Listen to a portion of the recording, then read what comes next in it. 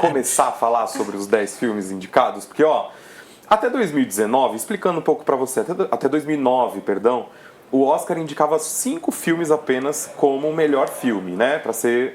Pra concorrer ali como o melhor filme. A partir de 2010, criou a possibilidade de indicarem até 10 filmes para concorrerem a melhor filme. E aí, a academia faz o seu critério, tem anos que são 7, 8, esse ano já tem uns 3 anos que são 10 filmes concorrendo. E aí, vai do que a Flávia estava falando aqui. É pra gente conhecer esses filmes, é também pra fazer uma publicidade desses filmes pra todo mundo, porque o Oscar é esse grande termômetro do cinema. Então a gente vai começar agora falando um pouquinho sobre os 10 filmes que estão concorrendo, e a gente vai começar pelos que estão ali mais quentes, que as pessoas estão apontando, os cinéfilos estão apontando, os especialistas como favoritos pro Oscar. E aí, Flávia e Guilherme, a gente vai começar falando sobre Oppenheimer, que foi esse grande buzz, todo mundo foi pro cinema assistir. E aí, eu fico me perguntando, é chato chegar perto do Oscar, sabendo que tem um grande favorito, que pode ser que o filme vai ganhar, ele foi indicado em 13 categorias, que pode ganhar um monte de troféu. É chato chegar perto da cerimônia com esse favoritismo todo? Né? Porque não tem aquela coisa da surpresa. É diferente, de novo, de um festival como Cannes, que você não conhece nenhum filme e não sabe o que vai acontecer. Sim. Né? Aqui a gente fica meio... Tem ano que não tá tão previsível assim, né? Tem ano que tá meio equilibrado, aí você fica meio assim. Às vezes acontece de estar previsível e você achar que o La La Land vai ganhar e ganhar Moonlight. Lembra dessa incidência maravilhosa? Né? Mas aquele grande incidente do anúncio errado. Maravilhoso, né? Maravilhoso.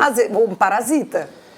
Entendeu? Quem esperava? Maravilhoso, né? Mas eu acho que esse ano não vai ter essa zebra, não. Parasita, eu dei um grito em casa quando ganhou. Não, né? Nossa, foi muito surpreendente. Eu imagino na Coreia, deve ter sido o final de Copa do Mundo, né? Com certeza. Mas, pode ser o primeiro Oscar do Christopher Nolan, que tá dirigindo o filme.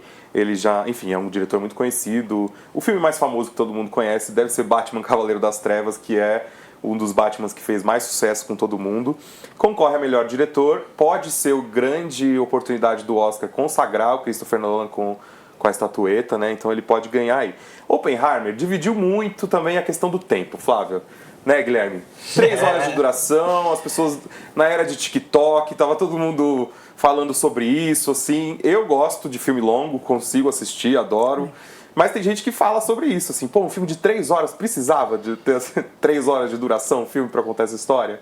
Olha, eu costumo, aliás, quero a opinião de vocês. Eu costumo falar que, pra mim, a medida não é o tempo. Pra mim, a medida é a sensação térmica. Tem filme que tem 1 hora que tem a sensação térmica de 3. Você fala, meu Deus, não passa nada. E tem filme que tem 3 que você nem vai passar. Duna, por exemplo, é um desses, assim, né? O Duna 2 foi que é uma beleza.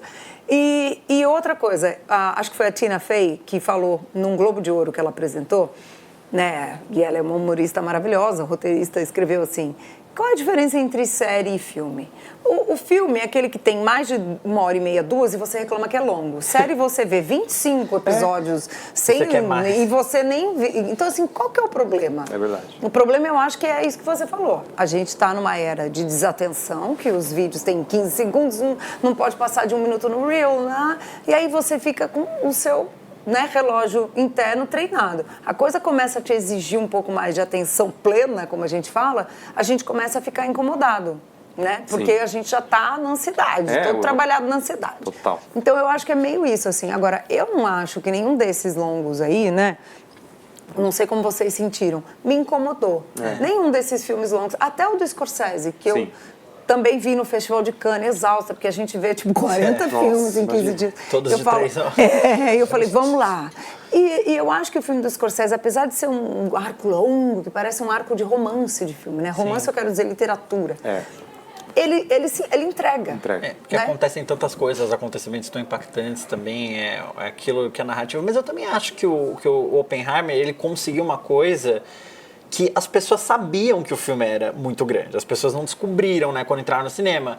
E a graça é que muita gente falava, não, eu vou encarar porque eu quero essa experiência. As pessoas misturaram sessões de Barbie com Oppenheimer. Você está falando de 5 horas de filme. Então, e de filmes absolutamente diferentes, como a gente disse. Mas é isso, eu acho que o filme conseguiu, seja pela temática, ou seja pela campanha que foi feita, pelo conjunto da obra, pelo Nolan, que é uma figura que já está há muito tempo aí. Os filmes do Nolan, em geral, são filmes longos, né? São. E não são filmes para todo mundo. Eu acho que o Oppenheimer é até um filme, não sei se é só uma opinião, mas eu acho que ele é um filme menos Nolan do que outros filmes que o Nolan já fez, assim, em termos de... Você pega um Inception, você pega o Tenet, que são Amnésia. filmes... Amnésia, que são filmes teoricamente muito mais complicados, que você tem que desmontar o filme e remontar depois. O Oppenheimer não é um filme que você tem que desmontar e remontar, é um filme que você já... que o fio narrativo dele já é muito mais claro. Eu acho que a história ajuda também, né? Porque tá contando a história de um herói americano, um momento importante, um recorte da história ali, da bomba atômica. Então eu acho que é uma trama que te conforta. Você tá assistindo e o tempo às vezes suaviza por causa da história. Sim. A história te ganha. Mas é isso que ele tá, é isso que ele tá falando, assim, é uma narrativa clássica, linear, começo, meio e fim, é historinha, né? E tá tudo bem, tá? Tem dia que a gente quer historinha, tem dia que a gente quer o amnésia, ou que é tudo ao contrário, entendeu? Tem dia que você tá pra tudo, né? Pra todos os gostos, assim, tá sabe? Tudo certo, verdade. Né? Eu acho também. Não é meu Nolan preferido, nem de longe. Talvez por isso, eu gosto mais quando ele é diferentão. Né? Não gosto de Tenet deu ruim, né? Não rolou, nem Tenet sempre. deu meio ruim. Mas, por exemplo, eu gosto muito de Dunkirk, que é o filme sobre a Segunda Guerra Mundial, né? Que são ali, tem muitas cenas no mar e tem um trabalho de som maravilhoso. Não é tão maluco também como um Tenet, mas eu curto mais ali a narrativa. Mas eu acho que é interessante ele se abrir também, querer fazer um filmão. Tá tudo certo, né? Tenho várias ressalvas ao filme, né? Não acho, por exemplo, o Oppenheimer um herói. Acho ele muito complicado. Eu acho que o tratamento do filme torna ele uma figura heróica, né? E eu entendo exatamente o que você está falando. É a figura do herói. Eu concordo com você. E principalmente olhando do ponto de vista americano, Exato. Eu acho que aquele tratamento me incomoda. Sobretudo pelo que o filme omite, né? Assim, de imagens, se debateu muito, por exemplo, aqui um rápido spoiler, mas é um filme histórico também, o fato do filme não mostrar a explosão da bomba de Hiroshima. O filme não mostra. E muita gente debateu o que isso impacta, né? Existe... sim, porque é uma questão, o que o filme está fazendo com isso? Porque muita gente disse, não precisava porque não é esse o debate do filme. E outras pessoas dizendo, não, claro que precisa, porque aquilo é a consequência de tudo que o filme tá, né? Então, por que não mostrar isso? Então, eu acho que isso também cai nisso da narrativa do filme querer transformar essa pessoa num herói que foi perseguido, mas não era bem assim, tinha nuances ali que são complicadas.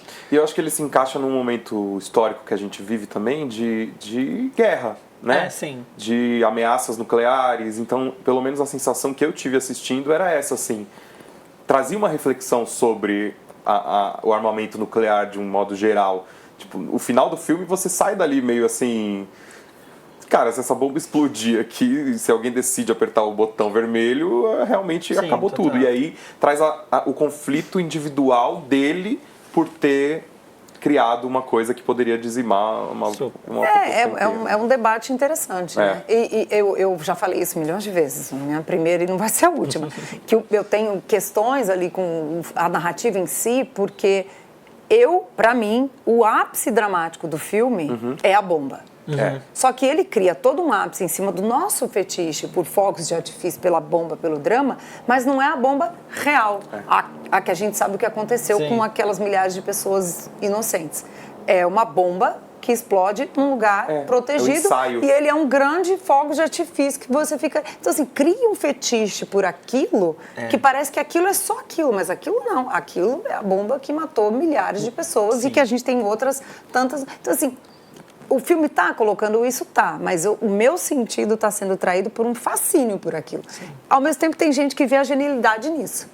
Que a genialidade está exatamente nisso, assim. Que ele consegue te envolver. E que a gente se trai fascinado por aquilo. Então tem os, né? Exato, tem os dois lados, né? O próprio ser humano que está fascinado por uma máquina de morte, né? E ao mesmo tempo ele não contextualizar. Tem uma ceninha em que ele contextualiza visualmente essa questão. E é isso. Eu fico defendendo, se eu fosse bater um papo com o Nolan, eu falava, Nolan, por que você não bota isso nos créditos?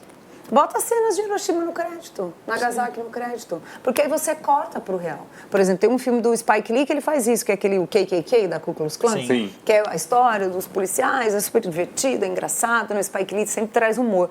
Mas no final ele bota a real. Ele bota os caras reais. Aí, cara, aquilo te dá um tapa na cara e fala, não, mas isso aqui é real. Tô rindo disso aqui, mas, cara, isso aqui é real. Total. Então, pra mim, como espectadora, faltou. Aí, né, o filme é do Nolan. Sim, Sim. Mas tem uma coisa que eu acho uma coisa que eu acredito que o Oppenheimer tem que é inquestionável e muito forte é o elenco. Eu acho que o elenco de Oppenheimer, eu acho que talvez seja a grande força. Pelo próprio Cillian Murphy, que é um ator que, assim, na minha cabeça não seria um ator óbvio para esse papel. Eu acho que ele é uma pessoa que falta... Não que ele não tenha feito grandiosos trabalhos, inclusive com o próprio Nolan, né? Sim. Seja no Batman, seja...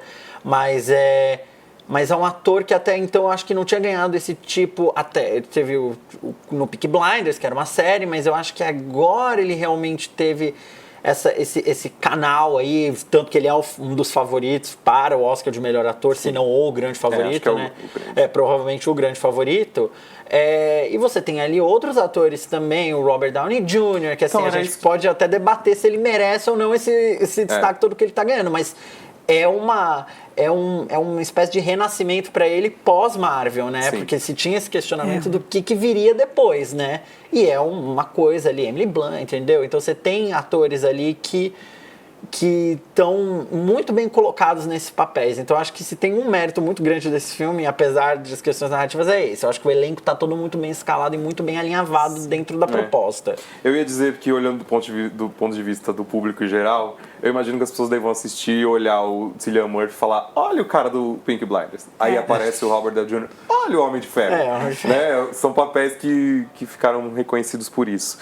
Agora, a gente falou da lotação dos cinemas. Oppenheimer faturou quase $1 bilhão, 953 milhões de dólares. Como eu disse, 13 indicações, entre elas melhor diretor, melhor ator coadjuvante e atriz coadjuvante também, enfim, outras indicações. É o grande favorito, não tem como a gente dizer que não.